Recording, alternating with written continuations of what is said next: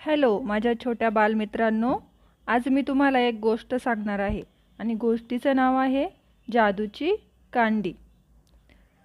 ऐका तर मग।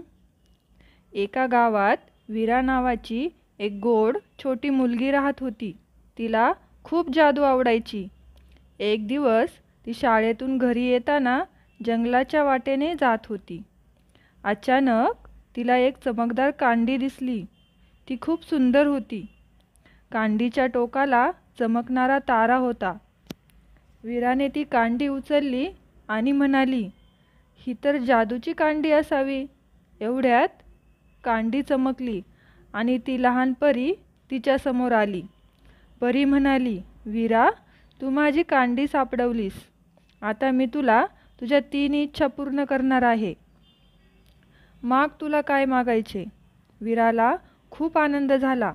वीरा म्हणाली, माझी पहिली इच्छा आहे, आमच्या शाळेत एक सुंदर बाग असावी। क्षणात शाळेच्या मैदानात रंगीबेरंगी फुलांची बाग उमलली।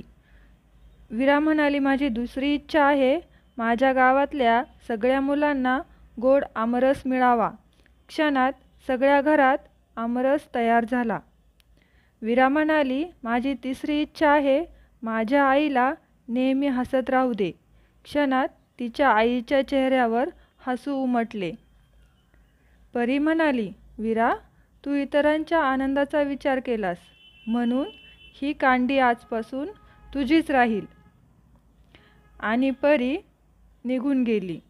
त्या दिवसापासून वीरा रोज काहीतरी चांगले काम करायची आणि कांडी चमकत राहायची। तात्पर्य: नेहमी इतरांच्या आनंदासाठी काहीतरी चांगले काम करा, त्यातच खरी जादू आहे। Bye bye.